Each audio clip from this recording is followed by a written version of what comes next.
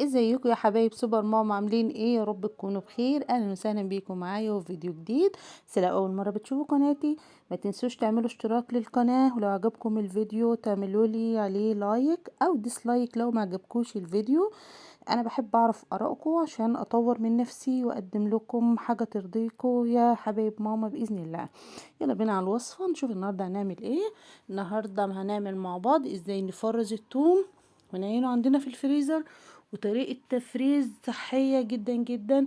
كمان مش هيسيب ريحة معانا في الفريزر، وملوش اي تأثير معانا، ولونه مش هيغير، وممكن نقعده بالسنين زي ما انتوا شايفين كده. طريقة سهلة وبسيطة. يلا بسم الله وعلى بركة الله نبدأ. دول حوالي 5 كيلو توم. توم الجديد انا غسلته كويس وقشرته. شايفين القشور بتاعت التوم اللي بره دي؟ هنعمل منها النهاردة، هنستغل التوم احلى استغلال، وهنعمل منه النهاردة التوم البودر.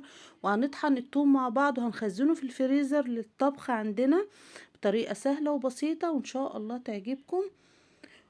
يلا يا حلوين نبدأ ونشوف الوصفة. زي ما قلت لكم كده، انا غسلت التوم وفصصته. جوه راس التوم ده مش فصصته تفصيص كامل زي ما انتوا شايفين كده، انا فكيته من بعضه كده، وفي النص قطعة كده بتبقى صلبة كده شوية، خلي بالكم منها عشان ما تخسرش الخلاط معانا او المطحنة. وبعد كده سيبته يتصفى شوية، وبعد كده هنبدأ نقطعه اي تقطيع كده، تقسموها تقطعوا طرنشات اي تقطيع، بحيث ان هو يشتغل معانا في الخلاط بكل سهولة. تمام كده.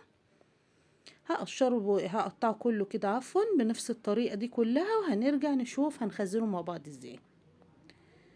تمام كده يا حلوين. بعد ما قطعته قطع كده زي ما انتوا شايفين، زي ما قلت لكم كده، دول 5 كيلو توم. خدنا القشور بتاعته، حطيتها زي ما قلت لكم، غسلتها وحطيتها في صينية في الفرن. ويلا نجرب مع بعض كده ونشوف هنعمل ايه بقى. هنجيب التوم، هناخد حبات كده حبة حبة، وهنحط عليهم حبة معلقة ملح. تمام كده. احنا هنا هنحط ملح، وهنطحن في الخلاط بالخل والزيت. دول علشان يمنعوا ريحة التوم، يصدرش منه اي ريحة كريهة كده في الفريزر. وكمان كمادة حافظة تحافظ لنا على فايدة التوم. الطريقة دي جميلة جدا جدا، جربوها تعجبكم ان شاء الله. تمام كده يا حلوين. هناخد حبات كده زي ما انتوا شايفين، حطيت عليها معلقة ملح. بعد كده بقى هنجيب الخلاطة اهو زي ما انتوا شايفين، وهنبدأ كده بسم الله ونبدأ نطحن. اوعى تنسوا خطوة ان احنا نحط الملح معايا حلوين. تمام كده. تاخدي شويات كده وتروحي تحطي عليها معلقة ملح، وبعد كده ننزل بيه في الخلاط. ويلا بقى نبدأ نضيف له زيت وخل. تمام، ادي الخل وادي الزيت.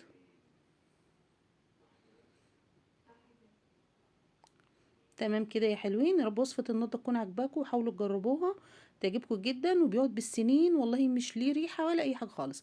بعد كده هتحطي زيت كده زي ما انتوا شايفين، حاجات بسيطة كده حسب ما الخلاط يشتغل معانا. لكن ما ينفعش ميه يا حلوين بدل الزيت، لان هتغير من لون الثوم ومش هتحافظ عليه. تمام كده. هنحط زيت قليل، وهنحط الخل. ولو لقيت الخلاط مش بيدور معانا بكل سهولة، وحبيتي تزودي اي سائل، ممكن تزودي الخل يعني. تمام كده. هنبدأ بقى نطحن في الخلاط. انا عملت اكتر من طريقة تفريز للثوم. صراحة دي الطريقة الوحيدة اللهم بارك اللي نجحت معايا. زي ما انتم شايفين كده يا حلوين، الخلاط مش بيدور بسهولة، الثوم تقيل شوية. احنا ممكن نبشره، بس عشان الكمية كبيرة علينا زي ما قلت لكم كده، هنحاول نحرك الخلاط مع بعض. زي ما انتم شايفين كده، هتضيفوا خل يا حلوين وزيت. عايزين توفروا في الزيت اوكي، مفيش مشاكل، نضيف خل. بعد كده نطحنه زي ما انتم شايفين كده. نبدأ بقى نعبيه اكياس. ما تنسوش يا حلوين ان احنا اخدنا قشور الثوم، واستغلينا الثوم النهارده احلى استغلال. وهنعمل الثوم البودر، وهنعمل تفريز الثوم في الفريزر. تمام كده. شايفين الخل حافظ لنا على لون الثوم ان شاء الله، اللهم بارك، لونه ابيض جدا. كمان كمادة حافظة ال- الخل والملح مع بعض جميل جدا جدا، هيعجبكم. بعد كده بقى هتقفلي الكيس بالطريقة اللي انت عايزاها، وهنرصصهم كده في درج التلاجة الديب فريزر. اللهم بارك. يعني دي ممكن تقعد معاكي بالسنين ولا اي حاجة في الدنيا، ولا هيصدر منها ريحة توم ولا اي حاجة خالص. وعند الاستخدام بتطلعيها يا دوب كده، بتاخدي بالمعلقة قطعة، ماهوش يعني حاجة صلبة او كده، لا لا لا، الخل مخليه مرن كده معانا، حاجة جميلة. تمام كده. يبقى احنا عملنا مع بعض النهارده تفريز التوم. شايفين اللهم بارك 5 كيلو عاملين لنا كميه قد ايه؟ دول ممكن يقعدوا حوالي سنه معانا في الفريزر. وادي قشور التوم زي ما انتوا شايفين كده، حطيتها في الفرن طلعت معانا بالطريقه الجميله دي. لازم يا حلوين نسيبها في الفرن لغايه ما تنشف خالص، او صفيها او نشفيها على قماشه كده، فوطه مطبخ او حاجه، تنشف عشان ما تغيبش معانا في الفرن. ونكون مهديين النار على الهادي خالص، والصاجه عفوا الشبكة في النص، وحاطين عليها الصينية. تمام كده. بعد ما نضمن ان هو نشف خالص، ما عادش فيه ميه عشان ما يعفنش يا حلوين، بعد كده هنبدأ بقى نطحن، وهوريكم النتيجة بعد الطحن ان شاء الله. ريحة التوم البودر من القشور بس، ما اخدناش التوم. اللهم بارك، جميلة جدا جدا ونفاذة جدا، وبطبخ بيها الاكل ريحتها تحفة. حاولوا تجربوها. شايفين اللهم بارك، ناعمة وريحتها تجنن جدا. ده من قشور التوم يا حلوين، ما اخدناش توم زي ما انتوا شايفين، دي القشور بس. تمام كده. شايفين اللهم بارك، بس من القشور اللي كانت بره. احنا عملنا قد ايه؟ وفرزنا توم يقعد معانا حوالي سنة ب5 كيلو توم بس، استغليناهم احلى استغلال.